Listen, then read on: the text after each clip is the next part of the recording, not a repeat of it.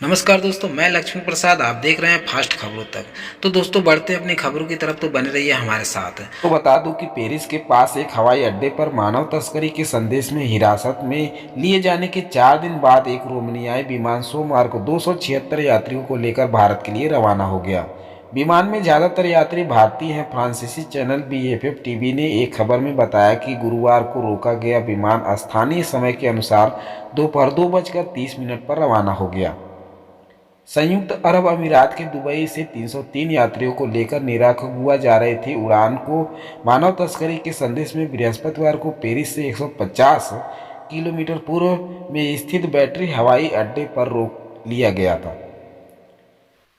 फ्रांसीसी अधिकारियों ने रविवार को रोमानियाई कंपनी लीजेट एयरलाइंस के ए340 विमान को अपनी यात्रा फिर से शुरू करने की अनुमति दे दी थी। तो दोस्तों, बता दूं कि 27 यात्रियों का क्या हुआ। मान्य प्रांत के अनुसार जिस विमान को रवाना किया गया उसमें 276 यात्री सवार थे।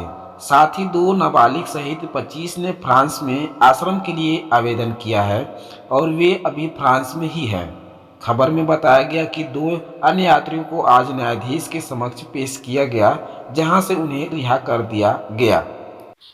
तो दोस्तों, बता दूं कि आश्रम के लिए किए गए आवेदन की जांच रोएसी चर्च डी गोल हवाई अड्डे पर की जाएगी। पहले विमान के सुबह करीब 10 बजे उड़ान भरने की उम्मीद थी। मीडिया की खबरों में बताया कि कुछ यात्री अपने मूल देश नहीं लौटना चाहते थे। इसके चलते विमान के प्रस्थान में देरी हुई। तो दोस्तों, बता दूं कि फ्रांस में भारतीय दूतावास ने क्या कहा। फ्रांस में भारतीय दूतावास ने सोशल मीडिया मंच एक्स पूर्व में ट्वीट पर एक पोस्ट में कहा कि भारतीय यात्रियों को घर लौटने में सक्षम बनाने के लिए मामले के त्वरित समाधान और त्वरित संस्कार में वास्ते फ्रांसीसी सरकार और बैटरी हवाई अड्डे को धन्यवाद। साथ ही उनकी यात्रियों की सुचारू और सुरक्षित वापसी सुनिश्चित करने के लिए मौके पर मौजूद दूतावास टीम के साथ मिलकर काम करने के लिए भी धन्यवाद। तो दोस्तों, बता दूं कि विमान में उड़ान भरने में क्यों देरी हुई। रोमानियाई एयरलाइंस लीजेट एयरलाइंस की वकील भी मिलियाना बाकायोकी के अनुसार स्थिति कुछ समय के लिए भ्रमित करने वाली रही।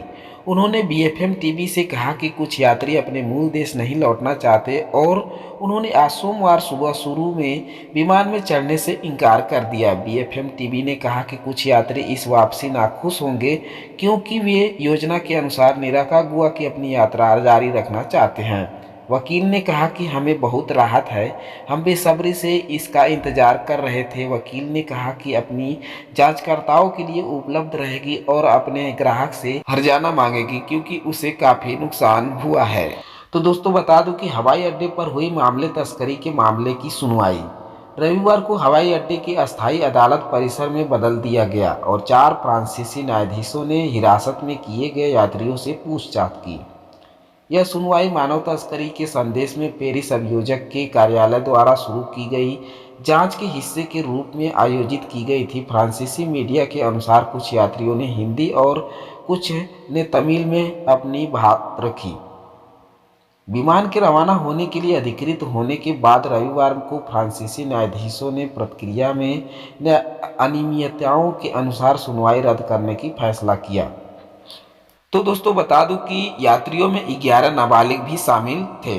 यात्रियों में 21 महीने का एक बच्चा और 11 ऐसे नाबालिग शामिल हैं जिनके साथ कोई नहीं है। विमान के 2 यात्रियों की पुलिस हिरासत की शर्तें सोमवार को हटा ली गई। दोनों व्यक्तियों को अवैध अव्रजन गिरोह में भूमिका निभाने के संदेश में शुक्रवार को हिरासत में लिया गया था। उनकी हिरासत शनिवार को 48 घंटे तक के लिए बढ़ा दी गई है। लोक अभियोजक ने कार्यालय ने कहा कि एक न्यायिक जांच शुरू की गई है। एयरलाइंस वकील ने तस्करी में किसी भी तरह की संलिप्तता से इनकार किया। तो दोस्तों, बता दूं कि एयरलाइंस ने विवाद से पल्ला झाड़ा। बाकायोकी ने कहा कि विमान को किराए पर लेने वाली एक साझेदार कंपनी प्रत्येक यात्री की पहचान दस्तावेजों को सत्यापित करने के लिए जिम्मेदार थी और उड़ान में 48 घंटे पहले यात्रियों को पासपोर्ट जानकारी एयरलाइंस को भेजी थी। फ्रांस में मानव तस्करी के लिए 20 साल तक की जेल की सजा का प्रावधान है। खबरों के मुताबिक भारतीय यात्रियों के मध्य अमेरिका पहुंचने के लिए यात्रा की योजना बनाई होगी। जहां से वे अवैध रूप से अमेरिका या कनाडा में प्रवेश करने का प्रयास कर सकते थे। हालांकि एक गुमनाम सूचना में संकेत मिला कि यात्रियों को एक संगठित गिरोह द्वारा मानव तस्करी का शिकार बनाए जाने की आशंका है, जिससे अधिकारी सतर्क हो गए।